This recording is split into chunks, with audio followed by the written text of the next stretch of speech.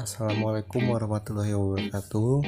Izin memperkenalkan diri, nama saya M. Arif Satriawibowo, NPM 1913032050, asal program studi PPKN dari Fakultas Keguruan dan Ilmu Pendidikan Universitas Lampung. Di sini saya akan menjelaskan materi tentang sistem ketatanegaraan Indonesia. Materi ini saya buat untuk memenuhi tugas dari mata kuliah Hukum Tata Negara. Pengertian sistem ketatanegaraan. Istilah sistem ketatanegaraan merupakan gabungan dari dua kata, yaitu sistem dan ketatanegaraan. Sistem berarti keseluruhan yang terdiri dari beberapa bagian yang mempunyai hubungan fungsional baik antara bagian-bagian maupun hubungan fungsional terhadap keseluruhannya, sehingga hubungan tersebut menimbulkan suatu ketergantungan antara bagian-bagian yang akibatnya jika salah satu bagian tidak bekerja dengan baik akan mempengaruhi keseluruhannya. Dan ketatanegaraan menurut KBBI berasal dari kata tata negara yang artinya seperangkat prinsip dasar yang mencakup peraturan susunan pemerintah, bentuk negara, dan sebagainya yang menjadi dasar peraturan suatu negara. Sedangkan menurut hukumnya, tata negara adalah suatu kekuasaan sentral yang mengatur kehidupan bernegara yang menyangkut sifat, bentuk, tugas negara dan pemerintahannya, serta hak dan kewajiban para warga negara terhadap pemerintah atau sebaliknya. Jika dapat disimpulkan, ketatanegaraan adalah segala sesuatu mengenai tata negara.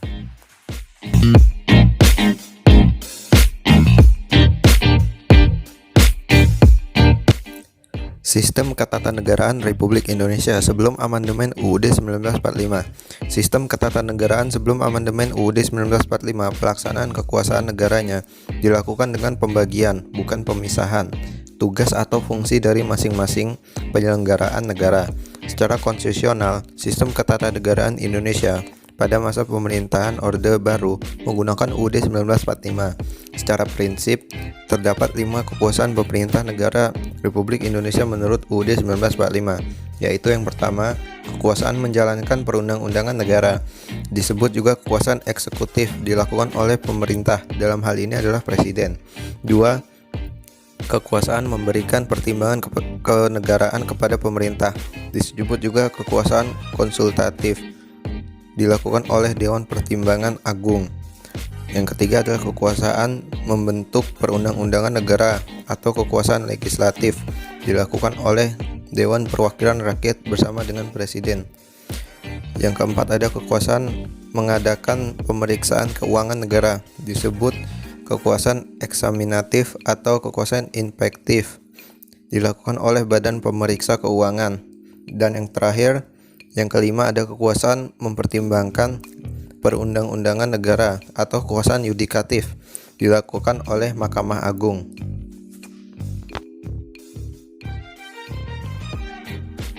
Sistem Ketatanegaraan Republik Indonesia setelah amandemen Undang-Undang Dasar 1945. Salah satu agenda penting dari gerak reformasi adalah amandemen terhadap Undang-Undang Dasar 1945 yang kemudian berhasil dilaksanakan selama 4 tahun berturut-turut melalui sidang tahunan MPR, yaitu pada tahun 1999, tahun 2000, 2001, dan tahun 2002. Adapun latar belakang pelaksanaan amandemen Undang-Undang Dasar 1945. Yang pertama ada Undang-Undang Dasar 1945 membentuk struktur ketatanegaraan yang bertumpu pada kekuasaan tertinggi di tangan MPR yang sepenuhnya pelaksanaan kedaulatan rakyat. Hal ini berakibat pada tidak terjadinya checks and balance pada institusi-institusi ketatanegaraan. Yang kedua ada Undang-Undang Dasar 1945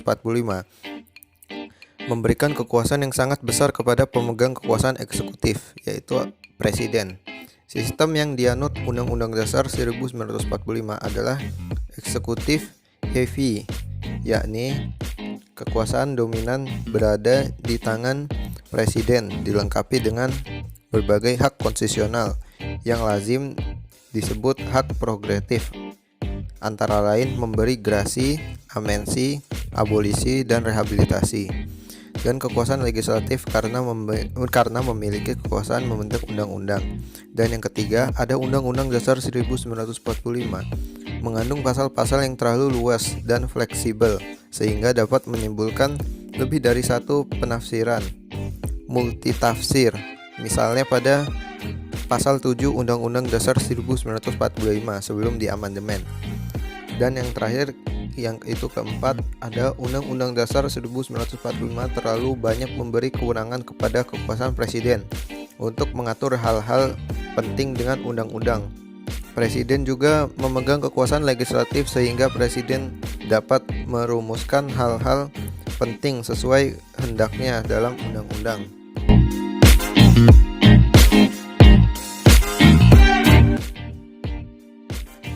Berikutnya ada kondisi Republik Indonesia dalam menjalankan sistem ketatanegaraan pada saat ini.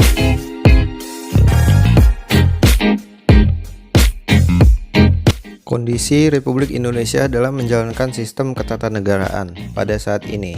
Menurut Bapak Sulardi, dosen hukum tata negara Universitas Muhammadiyah Malang, arah pembangunan ini mulai tak terarahkan sejak GBHN hilang dari peredarannya. Meskipun sudah terdapat rencana pembangunan jangka panjang nasional (RPJPN), visi pembangunan nasional 2005-2025 adalah Indonesia yang mandiri, maju, adil, dan makmur.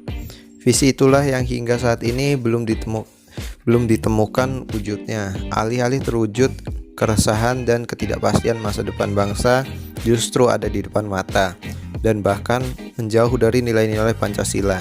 Sistem presidensial yang berlaku sekarang membawa konsekuensi bahwa presiden dipilih oleh rakyat.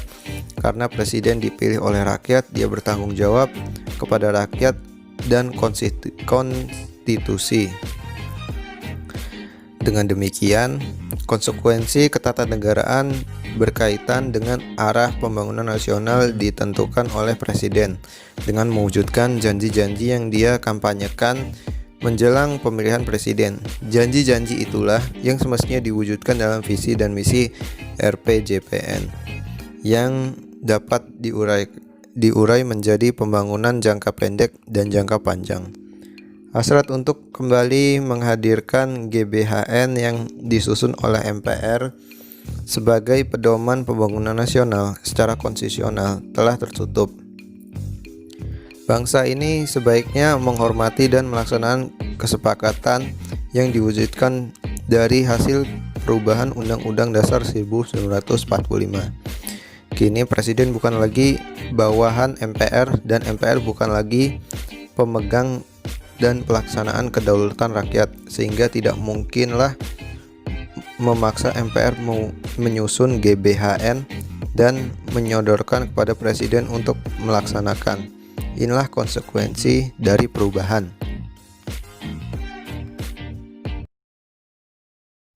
Baiklah, itu tadi materi yang dapat saya sampaikan mengenai sistem ketatanegaraan Indonesia.